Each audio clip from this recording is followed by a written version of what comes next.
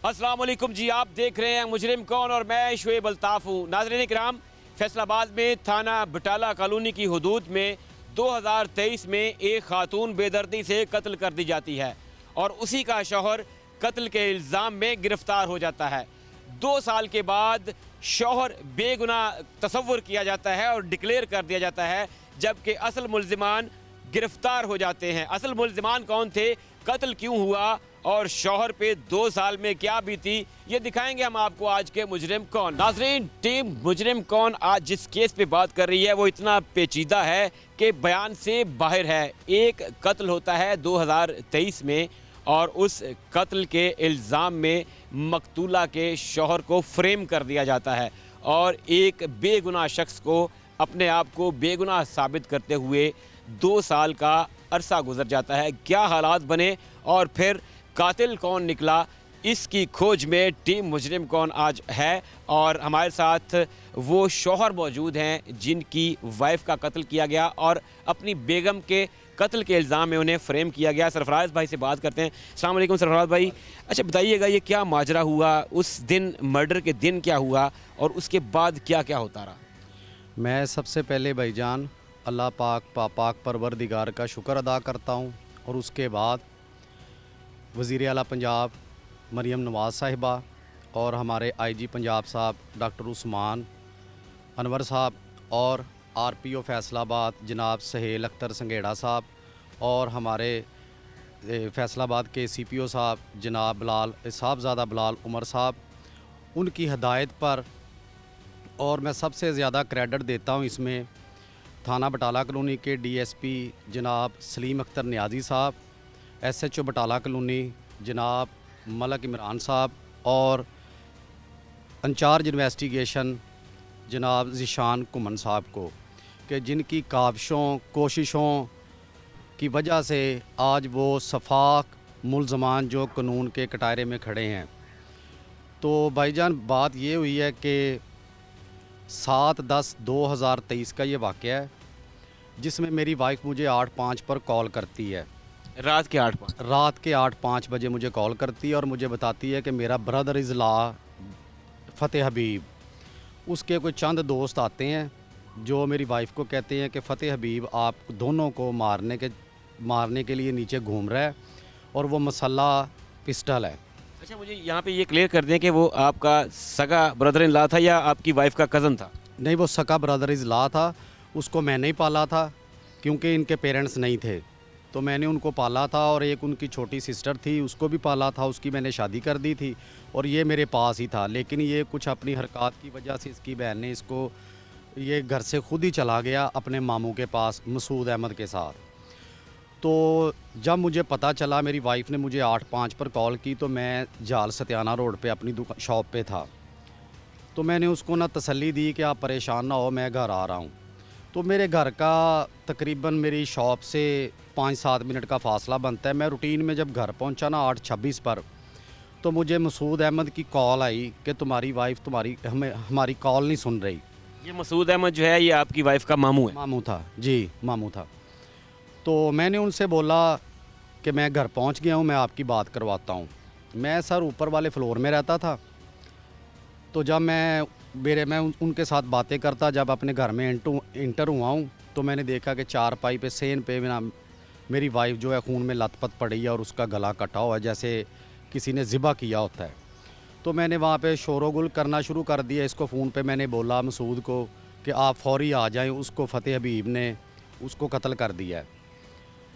तो उसके बाद मैंने 8:27 पे 53 सेकंड मेरी मसूद के साथ बात हुई है। उसके बाद मैंने 8:27 पे 15 पे कॉल की है, मुकामी पुलिस वहाँ पे आई है। उसके आधे पौने घंटे के बाद मसूद अहमद वहाँ पे आता है अपने भतीजे बिलाल के साथ। तो मैं इनको बोलता हूँ कि ऊपर आओ, मेरे घर में मर्डर हो गया है। तो वो कहते हैं कि हमारे मोबाइल में बैलेंस नहीं है, हम बैलेंस करवा के आते हैं चौक से। ये बात मैंने मुकामी पुलिस के डीएसपी साहब को बताई। उन्होंने मुझे साथ में पुलिस रवाना की कि इसको गिरफ़्तार करके लाएं।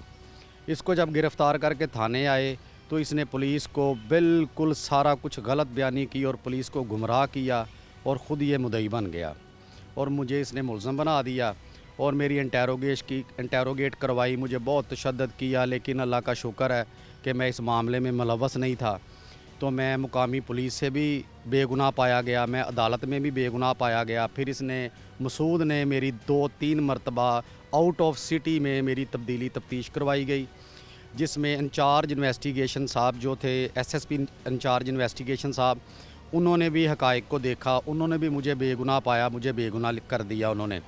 फिर मैं अदालत से भी बेगुनाह हुआ, फिर इसने मेरे ऊपर इस्तख़ासा कर दिया। ये जनाब मसूद अहमद को पहले दिन ही पता था, क्योंकि कत्ल में इसका बेटा शामिल है और 2 जो शूटर है जिनको हायर किया गया है, वो एक का कसाई है हमज़ा और दूसरा उसका कज़न है सुबान, जिसको वारदात वाले दिन, ये मर्डर वाले दिन उसको रायवेंड से बुलवाया गया और उससे ये कत्ल करवाया गया। साथ में इसका बेटा था और मेरा ब्रदर इज़ला था, और ये सारे मामला इसने ख़ुद करवा के मेरे ऊपर इन्होंने इल्ज़ाम लगा के मेरे साथ इंतहाई किस्म की ज़्यादती की है। सरफराज भाई, मुझे वो मोमेंट बताएं, वो लम्हा बताएं जब एक शख्स जो अपनी हर दिल अजीज़ लव मैरिज की गई एक वाइफ की डेड बॉडी देखता है, वो तकलीफ़ दे लम्हा होता है। उससे भी ज़्यादा तकलीफ़ दे लम्हा वो होता है जब आपको एकदम से कहा जाए कि तू मारे है। क्या उस वक्त माइंड में था, क्या जहन में आया उस वक्त जब आप एक तरफ आपकी वाइफ के मर्डर का दुख और दूसरी तरफ ये कि आपको फ्रेम कर दिया गया उसमें झूठे इल्ज़ाम में कि आपने ये कत्ल किया? जनाब, ये फीलिंग तो मेरे बाद तो मेरा खुदा जानता है कि जब मैंने उसकी डेड बॉडी देखी है तो मेरा ख्याल है कि जो रूटीन की बात है कि मेरा सिर्फ ना इधर ज़मीन पे बॉडी थी, मेरी रूह बिल्कुल मेरे साथ नहीं रही, और आज तक भी मुझे वो एहसास है जो मेरे ऊपर बीती है, जो मेरे साथ जुल्म किया गया, चंद गोल्ड की खातर, चंद पैसों की खातर, जो अब गोल्ड भी इन्होंने अपने एक रिलेटिव सनियारे को सेल किया है, और दूसरा 2-3 सनियारों का जिक्र आ गया जिन जिन के पास इन्होंने गोल्ड सेल किया है, और जो पैसे हैं वो बाद में मुझे इंकशाफात हुए हैं कि जो हमज़ा कसाई था उसकी जो बहन है उसके साथ ये मुद्दई का जो बेटा फज़ान है कत्ल में जो शामिल है, इसका उसके साथ 1 साल पहले कोई कोर्ट मैरिज वाला मामला हुआ है। उसने इंकशाफात किए हैं कि ये जो वहाँ से मैंने प्राइस बॉन्ड वगैरह 20-22 लाख रुपए के थे और 5-6 तोले गालबन मेरा गोल्ड था, क्योंकि मेरी वाइफ मर्डर से कुछ दिन पहले उम्रे से वापस आई थी, तो इनको पता था, और कुछ कमेटियाँ भी थी हमारी जो फैज़ान ने देख ली थी, इन लोगों ने देख ली थी, और इससे पहले ये मसूद मेरी वाइफ को बहुत प्रेशराइज़ करता था कि मैंने इसको बाहर भेजना है तो आप मुझे कुछ पैसे हदार दें, जिस पे उसने इनकार कर दिया। इन्होंने चंद पैसे और गोल्ड की खातर उसका मर्डर कर दिया। तो बाकी भाई, अगर सिर्फ पैसे और सोना इनका था मकसद, तो इसको ये एक सिंपल डकैती का रंग भी दे सकते थे, डकैती की मज़ाहमत में भी, लेकिन इतनी बेदर्दी से कत्ल, वो स्टैबिंग की गई, खंजर मारे गए, गला काट दिया गया, और फिर आपको फ्रेम करने का मकसद क्या था, ताकि पीछे मुद्दई कोई ना रहे? हाँ, ज़ाहिरी बात है डेफिनेटली कि उन्होंने इंकशाफात किए हैं कि उन्होंने मुझे पहचान लिया था मकतूला ने, क्योंकि इनका नकाब उतर गया था, तो इन्होंने कहा कि हमने खौफ में उसका मर्डर कर दिया फिर, और पैसे वगैरह गोल्ड वगैरह वहाँ से लेके हम चले गए। और दूसरी बात ये है कि ये सारा मामला जो है, ये तो वो जो साहब का मुद्दई था मसूद की सारी प्लान थी। ज़ाहिरी बात है इस प्लान में शामिल भी था ये कि इसको हमने छुपाना भी है, और जब उसके हस्बैंड के ऊपर ही FIR हो जाएगी तो पीछे आने जाने के लिए कोई नहीं बचेगा। अब कल की बात है कि कल वो मेरी मुद्दत में पहले दिन रिमांड पे गए हैं, तो इन्होंने अदालत में मेरे ऊपर हमला करने की कोशिश की, मुझे धमकियाँ दी कि अगर तुमने इस केस की इस्तखासे की, ये सारे मामले की पैरवाई की, तो तुम्हारा भी हम ऐसा ही अंजाम करेंगे। आपको अभी तक उनकी तरफ से थ्रेट है? जी डेफिनेटली, मुझे ये कल की बात मैं कह रहा हूँ। आपने मुकामी पुलिस को इस थ्रेट के बारे में आगाह किया? जी, मैंने थाने सिविल लाइन में एक एप्लीकेशन मूव की है। मुझे उम्मीद है कि मेरे इदारे मुझे इंशाल्लाह इंसाफ देंगे। आपको 2 साल का अरसा लगा सिर्फ खुद को बेगुनाह साबित करते हुए, और जब ये कल्प्रिट पकड़े गए हैं, अब क्या कहते हैं आप? मैं भाईजान यही कहूँगा कि जो दुनिया सोचती है, जो सोचती है, अल्लाह उससे बेहतर सोचता है। मैंने सारे मामले अपना वकील ही मैंने अपने रब को मुंतखब किया था, और मैं उसके आगे ही गिड़गिड़ाता था कि मैं अगर गलत हूँ, मैं अगर सच्चा हूँ, तो मेरे परवरदिगार तुम ही मेरे वकील हो, आप ही मेरे वकील हो, और आपके अलावा इस टाइम जिस लम्हात से मैं भाईजान गुज़रा हूँ, बिल्कुल मेरे रिलेटिव, मेरे दोस्त मुकम्मल तौर पर मुझसे भाग गए कि ये हमसे कुछ मांग ना ले। आपको पता है कि लूट सारा कुछ तो वो चला गया। कातिल कानून के कटहरे में हैं।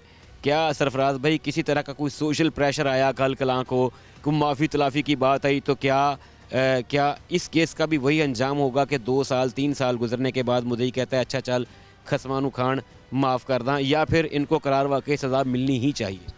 जनाब उसमें ये कंडीशन आ जाती है कि पहले तो मैं मुलज़म की लिस्ट में था, तो आप मेरे माइंड को समझ सकते हैं। मैं अल्हम्दुलिल्लाह अपनी सेहत से मैं कमज़ोर ज़रूर हूँ, लेकिन मैं अपनी सोच और दिमाग से कमज़ोर नहीं हूँ। मैं एक मज़बूत दिमाग रखने वाला आदमी हूँ और इंशाल्लाह ताला इनको कैफ़रे किरदार तक पहुँचाने की पूरी कोशिश करूँगा। और मैं अपनी मुकामी पुलिस से रिक्वेस्ट करता हूँ और मुझे उम्मीद भी है कि इंशाल्लाह ताला जो बाकी सफ़ाफ मुलज़मान बाकी रहते हैं वो भी इंशाल्लाह कटहरे में आएंगे। और एक बात मैं आपको बताना चाहता हूँ कि मेरी जो वाइफ थी वो कांच की चूड़ियाँ नहीं पहनती थी। इसमें औरतें भी मुलव्वस थी क्योंकि दौरान पोस्टमार्टम उसके सर से चूड़ियाँ निकली हैं कांच की। और 8 फ़र्द मकबूज गई हैं जो FPSF के जो लाहौर में सेंटर PFSA। हाँ जी, तो वहाँ पे भेज दी गई हैं, उसमें वो चूड़ियाँ भी शामिल है। और मुझे इंशाल्लाह अपनी पुलिस से इदारों से मुकम्मल इंसाफ मिलने की उम्मीद है और मुझे मिला भी है इंशाल्लाह। जो वक्त आपने पुलिस की कस्टडी में गुजारा, जो हवालात में गुजारा, नो डाउट वो तकलीफ़ दे होगा, जेल में गुजारा। जब आपको वहाँ से रिलीफ मिल गया, जब आप हर तरीके से बेगुनाह करार दिए गए, पहला सोच अल्लाह के शुक्र के बाद पहला ख्याल क्या आया कि अब मैं असल मुल्ज़मान तक पहुँचूँगा, या कुछ और था कि मैं ख़ुद को स्टेबल करूँ, किसी तरीके से अपना ख्याल करूँ? हाँ भाईजान, मैंने बाहर निकल के फिर यही सोचा कि रोज़े क़यामत अगर अल्लाह ने मुझे ताकत दी है, पावर दी है, सब कुछ होने के बावजूद अगर मैं इनका पीछा नहीं करता, उस मकतूला को इंसाफ नहीं दिलवाता, तो मैं अल्हम्दुलिल्लाह मुसलमान हूँ और शरीयत के बहुत नज़दीक वाला आदमी हूँ। तो क़यामत वाले दिन ज़ाहिरी बात है उसका हाथ मेरे गिरेबान तक आना था और मेरी सोच भी थी। और दूसरी बात यह है कि वो मेरे साथ मुखलस थी जब ज़िंदा थी, तो अब मैं ज़िंदा हूँ तो मुझे भी तो मुखलिस होने का उसकी रूह तो देख रही है ना। वो ऊपर से देख रही है कि मेरे लिए कौन भाग रहा है, क्योंकि उनके जिन्होंने उनके कत्ल को तलाश करना था वही तो उनके कातिल थे। तो मैंने तो फिर उस दिन ही ज़हन बना लिया था कि मैं इंशाल्लाह ताला भरपूर कोशिश करूँगा। बाकी जो मेरे अल्लाह पाक ने बेहतर समझा वही मेरे हक़ में होगा और अल्लाह की ज़ात ने वो मुझे बेहतर ही दी है।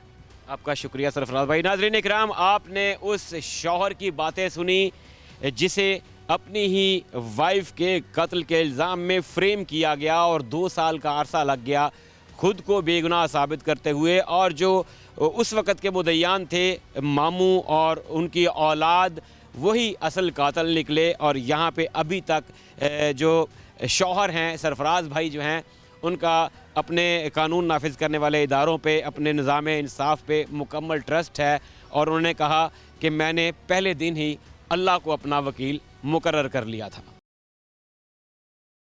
नाजरीन, टीम मुजरिम कौन मौजूद है फैसलाबाद में थाना बिटाला कॉलोनी के अंदर और बात हो रही है उस मिस्टीरियस केस की जो कि एक मर्डर केस था। एक खातून कत्ल हुई और फिर उसके मुल्ज़िमान 2 साल तक पुलिस से छुपे रहे। पुलिस ने जो नामजद मुल्ज़िम था उसको हर तरीके से, जिसे मुहावरतन कहते हैं, ठोक बजाकर देख लिया, लेकिन उसमें से कुछ बरामद ना हुआ। पुलिस एक बंद गली में दाखिल हुई और फिर आखिरकार असल मुल्ज़िमान तक पहुंच गई। टीम मुजरिम कौन के साथ इस वक्त मौजूद हैं SHO थाना Batala colony sub inspector Imran Malik. तफसीलात उनसे जानते हैं कि आखिर किस तरीके से पुलिस जो है वो मुल्ज़िमान तक पहुंची, केस था क्या, कत्ल हुआ कैसे। अस्सलाम वालेकुम इमरान भाई, आपका बहुत शुक्रिया। बताइएगा ये केस क्या था? 2023 में कत्ल होता है, 25 में मुल्ज़िमान गिरफ़्तार होते हैं, ये क्या हुआ, कैसे हुआ और कब हुआ? जी वालेकुम अस्सलाम। सर ये 2023 में एक ब्लाइंड मर्डर हुआ था हमारा थाना इलाका बटाला कॉलोनी के इलाका में, कि एक औरत जो थी उसका गला काटा गया था छुरी के साथ। देन जो औरत का जो मामू था मसूद, वो उसमें मुद्दई बना, जिसमें उसने उस औरत के ही शौहर सरफराज को उसने नामजद कर दिया। ड्यूरिंग इन्वेस्टिगेशन वो बंदा बेगुनाह पाया गया। इवन के मुख्तलिफ एजेंसीज ने उसकी तफ्तीश की, दौरान तफ्तीश भी वो बंदा बेगुनाह पाया गया, जिसको बेगुनाह करने के बाद पुलिस के लिए सवालिया निशान बन गया कि आखिर इसको किसने कत्ल किया है। देन उसके बाद अदारे अपना अपना काम करते रहे इसके ऊपर, मल्टी टास्क पर जो होता है। तो अभी साल 2025 में ये 2 साल गुजरने के बाद एक लीड हमें मिली, जिस लीड की रोशनी में हमने दीगर अदारों के साथ DIB और हमारी जो CDU ब्रांच है उसकी मदद के साथ हमने जो वो मदई था मसूद, उसका बेटा फैज़ान, हमज़ा और उनका एक दोस्त सुबहान, इन तीनों को अरेस्ट किया जो कि दीगर भी चोरी डकैती के मुकदमात में मुलव्वस थे।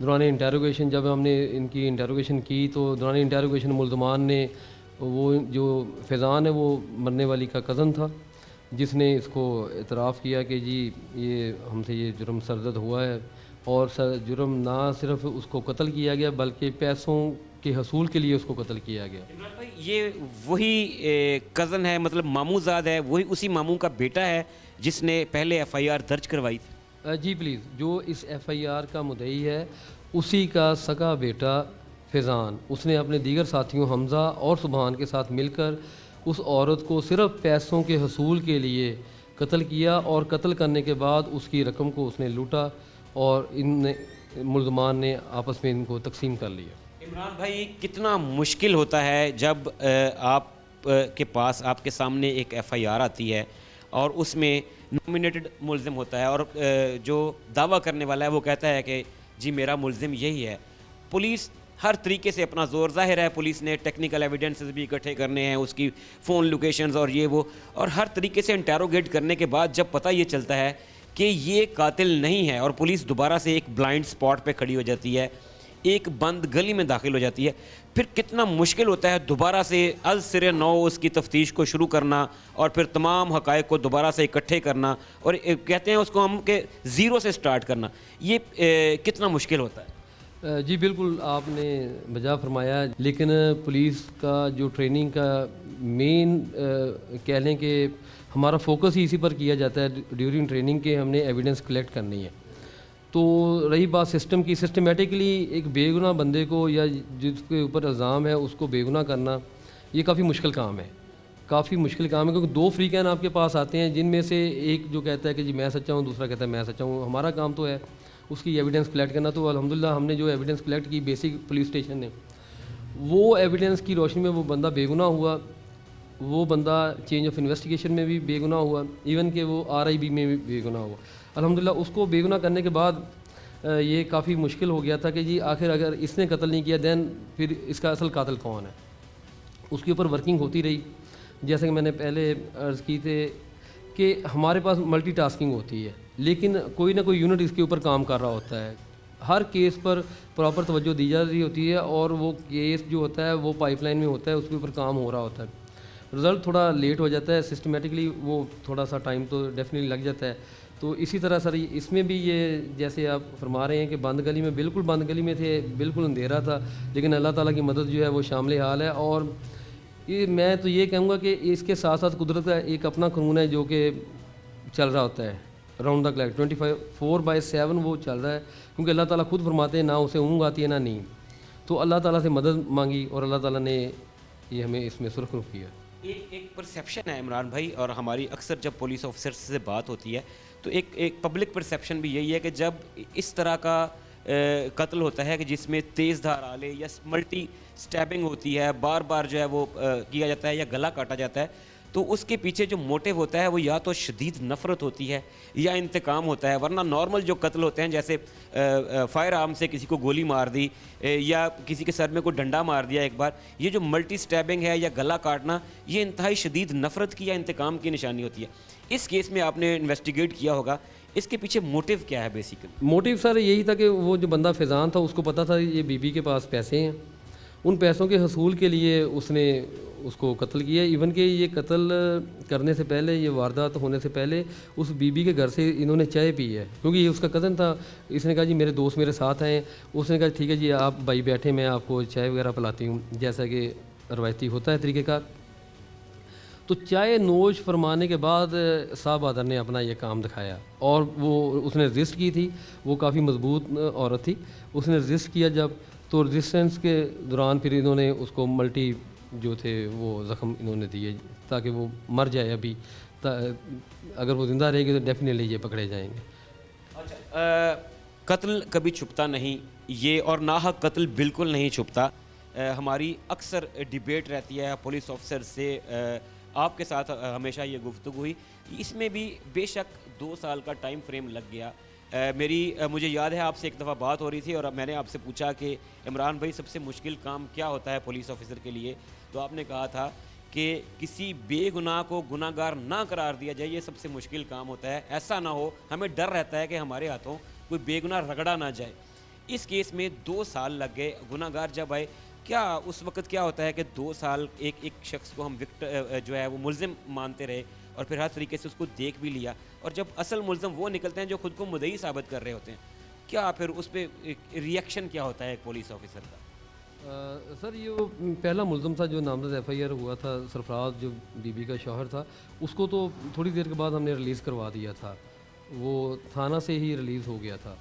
तो जो आप फरमा रहे हैं बिल्कुल, अगर देखिए सबसे मुश्किल काम तो ये है कि अल्लाह ताला की अदालत में भी जाना है सब ने, कि बेगुनाह गुनाहगार होकर सलाखों के पीछे ना जाए।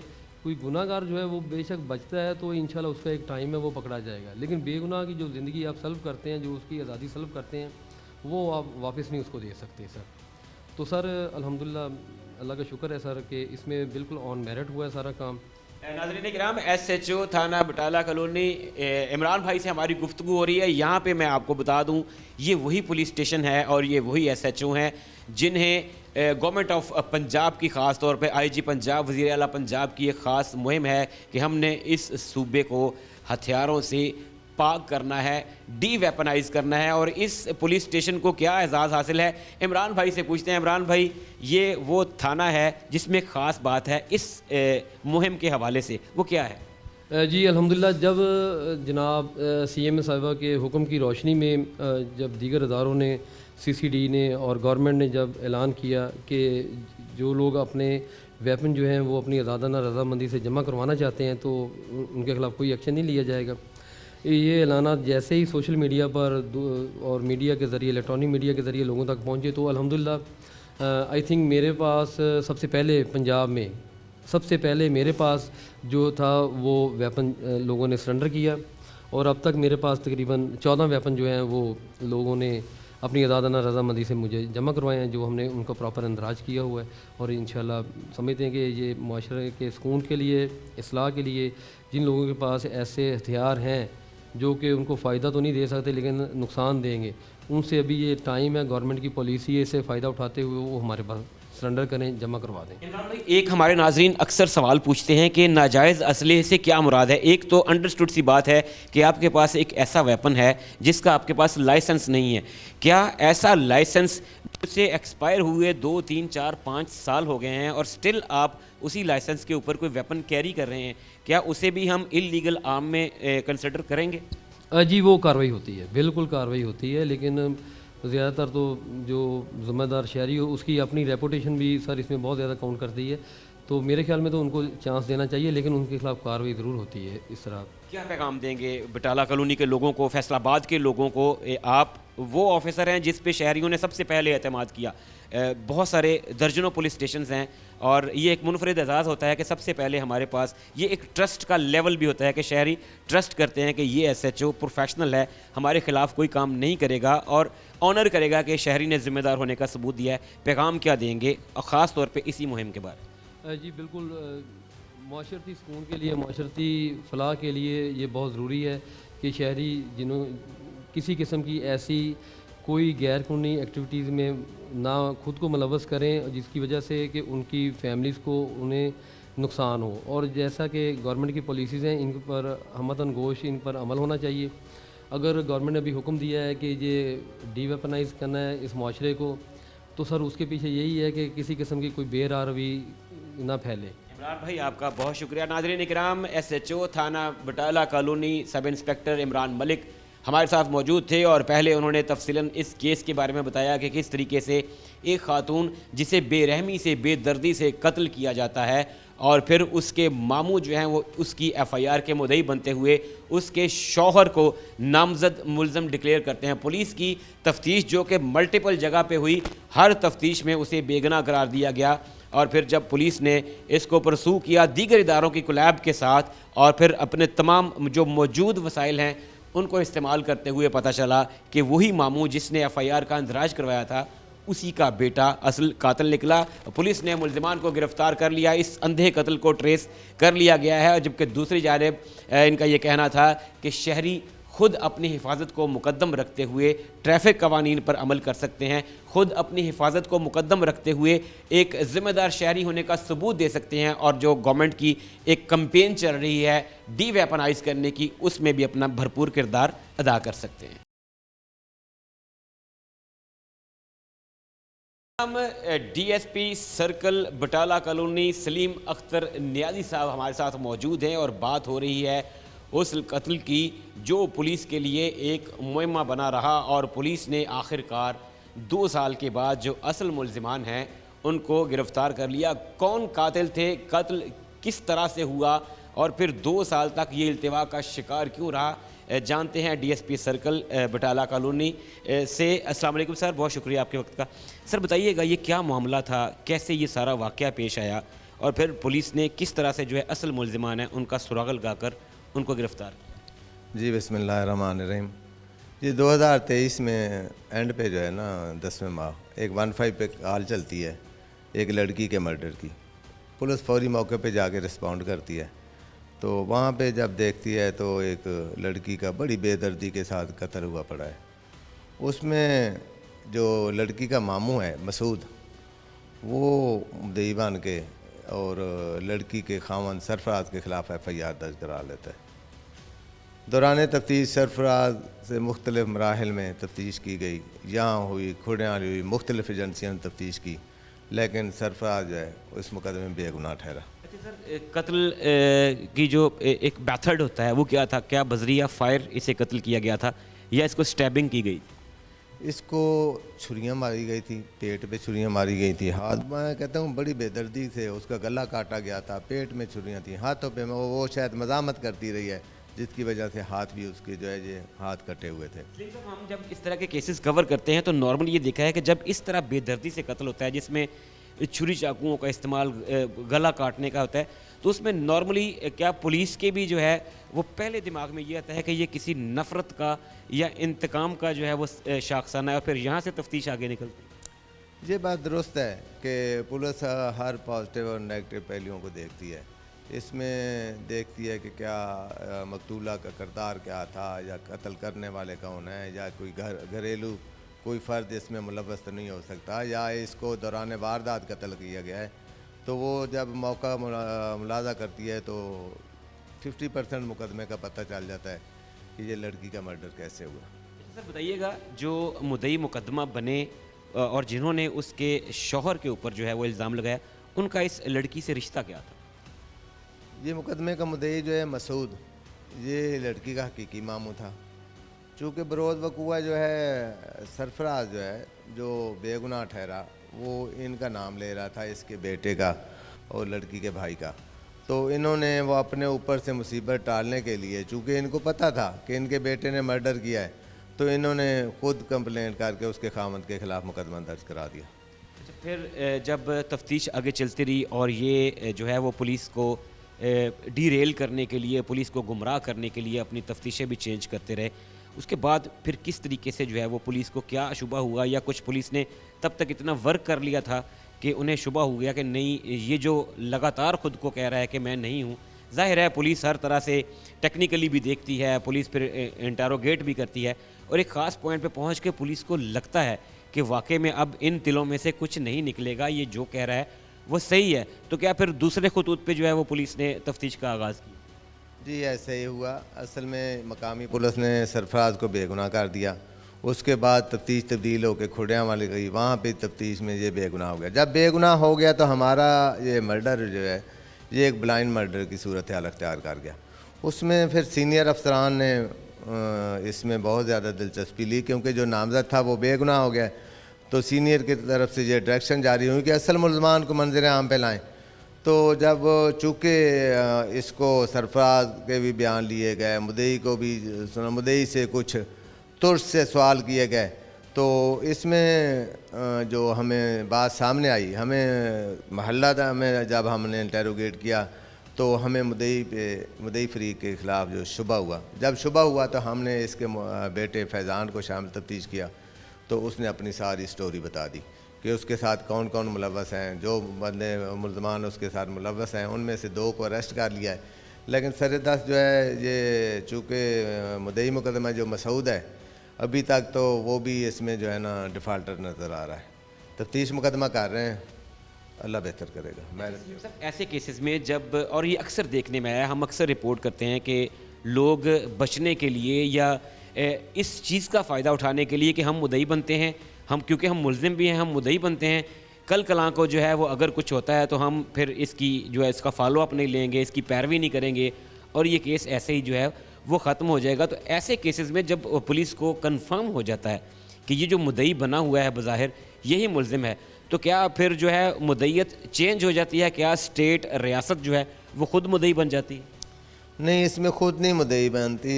बाज़ दफ़ा जब वो पुलिस मौके पे हो तो वो बाज़ दफ़ा मुद्दई बन जाती है, लेकिन इसमें चूँकि उसका जो खामन है सरफराज, उसके हमने बयान लिखा और उसके साथ जो एविडेंसें थी जहाँ पे इसका जो मसूद है मुद्दई वो गया तो उसने ये तमाम स्टोरी बताई और उसने माफ़ी ली कि हमने और मेरे बेटों ने ये वकूआ कर दिया है। तो चूँकि आपस में ये रिश्तेदार थे तो उसने माफ़ी शाफ़ी मांगी और जो उसके ख़िलाफ़ झूठा पर्चा कराया था, लेकिन फिर मुद्दई उसको हमने जो है 161 के बयान लिखे जब सरफराज के, और साथ हमारे पास एविडेंस आई तो हमने उस एविडेंस की बुनियाद पे इन मुल्ज़मान को अरेस्ट किया।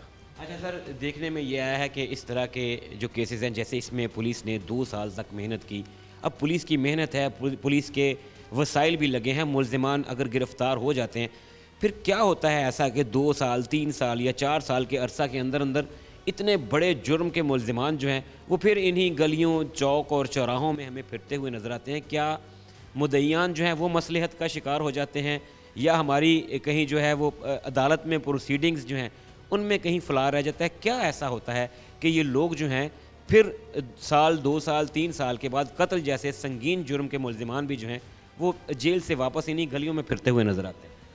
असल में होता यह है कि पुलिस तो अपनी आखिरी स्टेज तक जंग लड़ती है अपनी शहादतों की, और केस जो है उसको मुल्ज़मान को कैफ़रे करदार तक पहुंचाने के लिए हर सुकम पूरे करते हैं।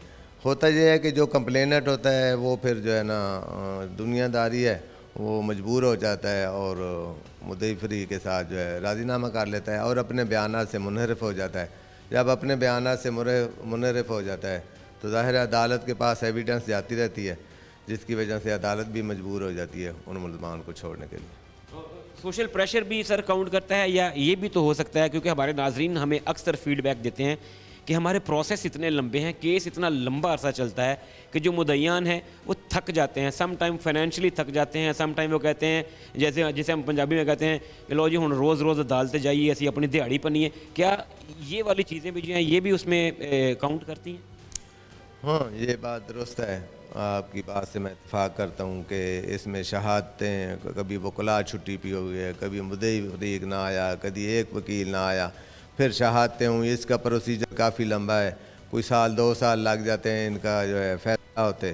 फिर उसके बाद इल्ज़ाम है पार्टी अपीलों में चली जाती है, हाई कोर्ट जाती है, सुप्रीम कोर्ट जाती है, इसमें 10-15 साल जब लग जाते हैं तो उस टाइम मुद्दई की मैं मर जाती है और वो या तो मुद्दई फौत हो चुका होता है या फिर वो उसका गुस्सा जो है वो बिल्कुल ख़त्म हो गया होता है, तो इल्ज़ाम अल फरीक फिर उसको सुलह पे मजबूर कर लेते हैं। सर आपका बहुत शुक्रिया। नाज़रीन किराम, DSP सर्कल सलीम नियाज़ी साहब हमारे साथ मौजूद थे और केस के बारे में तफसीलन गुफ्तगू कर रहे थे कि किस तरीके से एक कत्ल होता है और फिर नामजद FIR भी दर्ज हो जाती है, लेकिन पुलिस की मुख्तलिफ़ तफ्तीशों के बाद पुलिस एक बार फिर बंद गली में दाखिल हो जाती है, क्योंकि पुलिस की तफ्तीश के नतीजे में जो नामजद मुल्ज़िम होता है उसको बेगुनाह करार दे दिया जाता है और फिर जब पुलिस इसको मज़ीद इंटेरोगेट करती है, इस तफ्तीश को आगे बढ़ाती है, तो पता चलता है कि जो मुद्दईयान हैं उन्होंने ही इस सारे कारनामे को जो है, इस काम को सरअंजाम दिया। कत्ल के पीछे उन्हीं का हाथ था और ख़ुद को सेव करने के लिए मुद्दई बन गए थे। पुलिस मुल्ज़िमान को हिरासत में ले चुकी है। कुछ जो बाकी हैं उनका भी तहर्रुक किया जा रहा है और बहुत जल्द वो भी कानून के कटहरे में होंगे। नाज़रीन, इंचार्ज इन्वेस्टिगेशन थाना बटाला कॉलोनी और इस केस को जिन्होंने हल करने में कलीदी किरदार अदा किया, सब इंस्पेक्टर ज़ीशान घुम्मन हमारे साथ मौजूद हैं। और मुद्दई ने भी ख़ास तौर पर कहा कि अगर इस जैसे काबिल और नौजवान ऑफिसर अपना काम करें तो फिर इंसाफ मिलना लाजिम हो जाता है। अस्सलाम वालेकुम ज़ीशान भाई, बहुत बड़ा कॉम्प्लिकेटेड केस आपने सॉल्व किया। एक शख्स जिसे अपनी ही बेगम, अपनी वाइफ के कत्ल के इल्ज़ाम में फ्रेम किया गया था, उसे बेगुनाह दिलवाना सबसे बड़ी इबादत है और फिर असल मुल्ज़िमान तक पहुंचना उससे भी बड़ा प्रोफेशनलिज्म है। कैसे किया आपने? वालेकुम सलाम शायब भाई, बस ये अल्लाह पाक की मेहरबानी है, शुक्र अल्लाह पाक का। जैसे ये मुझे तफ्तीश जो इस केस की असाइन हुई थी तो मैंने इसमें देखा कि जो एक मुल्ज़िम इसमें है वो तो बेगुनाह हो चुका है और ये केस एक ब्लाइंड मर्डर की शक्ल इख्तियार कर गया है। कोई इसमें क्लू नहीं था, कोई वसाइल नहीं थे, ऐसी हमें कोई चीज़ नहीं मिल रही थी कि इस तफ्तीश को कहाँ से शुरू करें। फिर हमने जो अपने ह्यूमन रिसोर्स इस्तेमाल किए उसमें से हमें कुछ क्लूज़ मिले, उन पे फिर हमने वर्क किया, अपना टेक्निकल वसाइल थे वो बरूए कार लाए। फिर उसके बाद जब हमने इन लोगों को पकड़ा है, पकड़ के फिर हमने पुलिस के अंदाज में जब इनसे कुछ अपनी इंटरोगेशन की है तो फिर अल्लाह पाक की मदद से ये हमारा केस जो सॉल्व हुआ है। अच्छा, ये हाथ तब डाला जाता है पुख्ता जब आपके पास वाफर एविडेंस होते हैं ताकि वो किसी तरह से डिनाई ना कर सके? बिल्कुल, सबसे पहले हम अपने सबूत इकट्ठे करते हैं। सबूत इकट्ठे करने के बाद ताकि जब इंटरोगेशन में मुल्ज़िमान से सवाल किए जाएँ तो हमारे पास सबूत तो मुकम्मल होने चाहिए ना। पहले हमने सबूत इकट्ठे किए सारे, फिर उनको पकड़ा, फिर उनसे इंटरोगेशन की कि हाँ इस बात का जवाब दें। सली बख्श जवाब नहीं दे सके, उसके बाद फिर हमें ये कन्फर्म हो गया। एक पुलिस ऑफिसर ज़ाहिर है वो वर्दी के अंदर भी एक जीता जागता इंसान है, वो बाप है, भाई है, बेटा है। कितना सेंस ऑफ सेटिस्फेक्शन होता है जब आपको ये पता चलता है कि मैंने एक बेगुनाह को गुनाहगार होने से बचाया और मैंने एक गुनाहगार जो शातिर था उसको पकड़ा। अल्हम्दुलिल्लाह, बहुत खुशी होती है इस चीज़ में। हम दिली इत्मीनान महसूस होता है कि हमने जो एक केस की तफ्तीश जो गलत हो रही थी उसको हम ठीक ट्रैक पे लेके आ गए हैं। हमारे अफसरान की तरफ से भी हमें यही खुसूसी हिदायत है कि केस को बिल्कुल मेरिट पे हल करना है और आज मैं अपने अफसरान के भी पेश होकर आया, उनकी तरफ से भी मुझे तारीफ़ी सर्टिफिकेट वगैरह दिया गया है। अल्लाह का शुक्र है, बहुत खुश हूँ मैं। क्या मोटिव क्या था इस मर्डर का? बेसिकली इसके पीछे क्या था? क्योंकि समझा जाता है कि जहाँ पे मल्टी स्टैबिंग होती है या गला काटा जाता है, जो बेरहमाना जिसको कत्ल कहते हैं, उसके पीछे या तो इंतहाई शदीद नफ़रत होती है या फिर कोई इंतकाम का जज्बा होता है। इसके पीछे मोटिव क्या था? ये जो कत्ल हुआ है ये बेसिकली इन लोगों ने वहाँ पे वारदात वगैरह करने की कोशिश की है। वहाँ से इन लोगों ने कुछ सोना वगैरह चुराया है इसको मर्डर करके। क्या पैगाम देंगे लोगों को, किस तरीके से लोग पुलिस के साथ ताउन करें ताकि पुलिस और अवाम मिलकर जो है एक खूबसूरत और पुरअमन फैसलाबाद तश्कील दे सकें? देखें, 2023 का ये वकूआ है और तब से ये केस ब्लाइंड पड़ा हुआ था। अगर पुलिस ने मदद की है और साथ में जो इस मुकदमे के गवाहान थे, जिन लोगों को हौ नो थी इस बारे में कि ये केस इस तरह से हुआ था, ऐसे था, चूँकि जब ये केस हुआ था नहीं थी, हमें तो उस वक़्त के हालात का अंदाज़ा नहीं था। जो मुकदमे के जो गवाहान थे, जो इस मुकदमे में साबिक़ा मुल्ज़िम भी रह चुके हैं, वो तमाम हालात को जानते थे। उन लोगों ने भी हमारे साथ काफ़ी कोऑर्डिनेट किया है और फिर हमने अपने भी वसाइल बुरे कर लाए। सब चीज़ें मिल के अगर अवाम ताउन करे तो फिर पुलिस को आसानी हो जाती है। बहुत शुक्रिया ज़ीशान भाई। नाज़रीन किराम, sub inspector Zeeshan Ghumman, incharge investigation थाना बटाला कॉलोनी हमारे साथ मौजूद थे और ये वो यंग ऑफिसर है जिसने अपनी टीम के हमरा पूरे एविडेंसेस को चेक करने के बाद असल मुल्ज़िमान पे हाथ डाला और मुल्ज़िमान अब कन्फेस कर चुके हैं, बिहाइंड द बार हैं, कानून के शिकंजे में हैं और उन्हें करार वाकई सज़ा भी ज़रूर मिलेगी। आज के प्रोग्राम में हमने आपको दिखाया कि कैसे 2 साल कबल कत्ल होने वाली खातून जिसके खामद को उसी के कत्ल में फ्रेम किया गया मकतूला के मामू की जानिब से, जबकि मकतूला का मामू और उसी का ख़ानदान उस खातून का कातिल था। शौहर को बेगुनाह डिक्लेयर कर दिया गया और अब असल मुल्ज़िमान गिरफ्तार हैं और उन्हें करार वाकई सज़ा भी मिलेगी। शुएब अल्ताफ़ को टीम मुजरिम कौन के साथ दीजिए इजाज़त। अल्लाह हाफ़िज़।